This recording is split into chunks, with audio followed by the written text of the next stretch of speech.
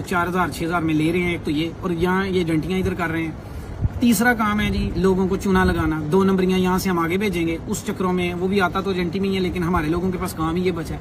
और फिर मुल्ला की दौड़, जो है पंजाबी से कहते हैं मुल्ला की दौड़ मस्जिद तक, कुछ ना बचा तो रेस्टोरेंट खोला हुआ है जी, रेस्टोरेंट बना के बैठे हैं।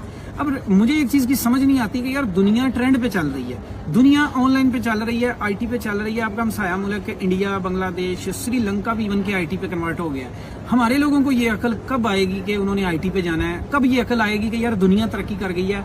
पहले जो तरीके होते थे, जो पहले मोबाइल थे वो मोबाइल नहीं रहे, जो पहले गाड़ियां थी वो गाड़ियां नहीं रही, पहले जो सामान थे वो सामान नहीं रहे, पहले जो लोगों की सोच थी वो नहीं रहे, जैसे लैपटॉप मोबाइल थे वो नहीं रहे। सारी दुनिया ने तरक्की कर ली है। आप अभी भी वही 1980 में जी रहे हैं कि वही हर काम एजेंट करेगा, हर काम जो है ना वो डंकी से ही होगा, हर काम बस रेस्टोरेंट में ही मिलेगा।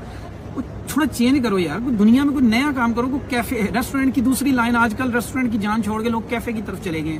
कोई नए ट्रेंड ले आओ, कोई खुद कफील बनो।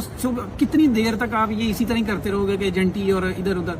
ये कोई काम नहीं है। ये आपकी वैल्यू तो कम करते हैं, साथ पाकिस्तानियों की, दूसरे जो है ना उनकी वैल्यू का भी सत्यानाश कर देते हैं। बाकी बैठे बैठे जहन में आया कि वीडियो बनानी चाहिए इसके ऊपर, क्योंकि अपना काम है अवेयरनेस देना, किसी को अच्छा लगे बुरा लगे, लेकिन ये कोई काम नहीं है। ये कौम को जेब नहीं देता कि हर बंदा इधर एजेंट है, हर बंदा इधर कोई कुछ कर रहा है, कोई कुछ कर रहा है। चुना प्रोग्राम लगाया हुआ है।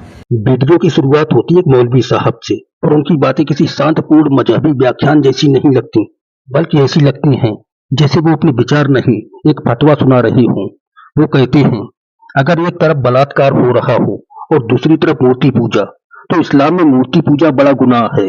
अब जरा ठहरिए और इस लाइन को फिर से सोचिए। एक तरफ बलात्कार यानी कि आत्मा, शरीर, गरिमा, पूरी इंसानियत को कुचलने वाला अपराध, और दूसरी तरफ किसी की आस्था जिसकी जड़ें उसके पूर्वजों से जुड़ी हैं, उसके संस्कारों से, उसकी संस्कृति से, और इन दोनों को तोड़कर कोई कहे रेप छोटा है, मूर्ति पूजा बड़ा। भाई साहब, ये इंसानियत की अदालत है। यहाँ इस तरह का धर्मी तुलनात्मक गणित नहीं चलता। और फिर यही मौलवी साहब आगे कहते हैं, अल्लाह जिक्र करने वालों को माफ नहीं करेगा, मगर बलात्कारी को माफ कर सकता है अगर वो तौबा करे तो। मतलब इंसान की इज्जत से खेलना एक क्षमा योग्य अपराध है, लेकिन किसी को खुदा न मानना अक्षम्य है। भाई, धर्मों की विविधता मानवता की खूबसूरती है, पर जब कोई धर्म इंसान की गरिमा से ऊपर मान्यता को रख दे तो वो धर्म नहीं, एक डराने वाली सत्ता लगती है। और ये बात किसी के व्यक्तिगत विश्वास के खिलाफ नहीं है, मगर उस विश्वास को सबसे ऊपर रखने की सोच पर सवाल जरूरी है कि इंसानियत की कीमत अब मजहबी सिद्धांतों की दुकान में लगने लगी है। फिर मौलवी साहब कहते हैं, पाकिस्तान में रहकर जन्नत के चांस अमेरिका से सैकड़ों गुना ज्यादा हैं। अब जरा इस लाइन पर मुस्कुरा लीजिए और फिर रो लीजिए, क्योंकि यहाँ तर्क नहीं है, केवल एक मानसिकता है जो जमीन पर गरीबी, भ्रष्टाचार, एजेंटियां, बेरोजगारी, आतंकवाद को छोड़कर सिर्फ जन्नत का रास्ता देख रही है।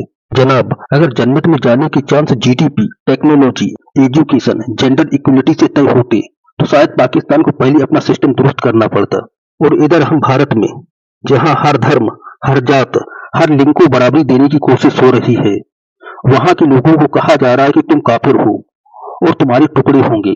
अब जरा उस क्लिप पर आइए जहां एक शख्स ये बोलता है कि हमने मोदी के पजामे में धमाके कर दिए हैं। भाई साहब, अब आप सोचिए, कोई इतना गरीब हो गया कि धमाके भी अब पजामों में हो रहे हैं। ये कोई राजनीतिक कटाक्ष नहीं, बल्कि सोच का दिवालियापन है। जब आपके पास जश्न मनाने लायक कुछ न हो तो आप दूसरों के कपड़ों में ही बारूद तलाशते हैं। पर क्या आप जानते हैं, भारत में नरेंद्र मोदी को पसंद करें या न करें, लेकिन ऐसे स्तर की बातें सुनकर हर भारतीय का दिल जलता है। आपके राजनीतिक विरोध का तरीका इतना अशोभनीय कैसे हो गया? अमेरिका इंडिया के टुकड़े होने वाली है। इसके बाद एक और सज्जन कहते हैं, जल्द अमेरिका के टुकड़े होंगे, जल्द इंडिया के टुकड़े होंगे, इंशाअल्लाह। भाई साहब, इतनी मन्नतें अगर अपने देश की यूनिवर्सिटी के लिए मांगी होती तो आज पाकिस्तानी स्टूडेंट्स वर्ल्ड रैंकिंग में होते। आपको सुनकर दुख होता है कि जब किसी का ध्यान सुधार नहीं बल्कि साजिश पर हो तो फिर वो मुल्क कैसे तरक्की करेगा? दुनिया nano technique, genetics, artificial intelligence पर काम कर रही है, और आप सोच रहे हैं कि गोलियों में तेल खत्म हो जाएगा क्योंकि अल्लाह की मदद आएगी। और अंत में एक पाकिस्तानी रिपोर्टर ने जो बात की वो वाकई में सच्चाई का आईना थी। वो कहते हैं कि हमारे लोग दुनिया में जाकर 3 काम कर रहे हैं, मांगना, एजेंटी करना या फिर 2 नंबर का काम। दूसरी तरफ इंडियन लोग IT, oil and gas, technology में हैं। इस बात पर एक पल को पूरे पाकिस्तान का मीडिया रुक गया, क्योंकि एक पाकिस्तानी ने खुद आईना दिखा दिया था और सच्चाई यही है।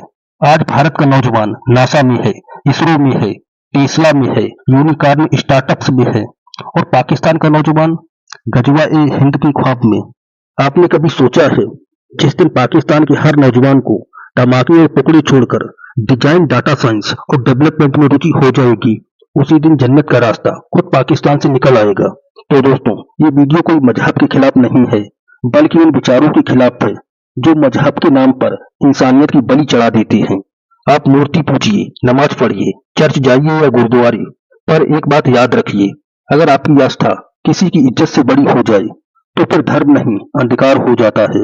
और आखिरी बात, अगर कोई ये कहे कि मूर्ति पूजा बलात्कार से बड़ा गुनाह है, तो ऐसे विचारों को, ऐसे चैनलों को हमें नहीं, पूरी दुनिया को अस्वीकार करना चाहिए, क्योंकि दुनिया को जन्नत बाद में चाहिए, पहले चाहिए इंसानियत। धन्यवाद आपका, एक भारतीय जो पहले इंसान है फिर धर्म वाला।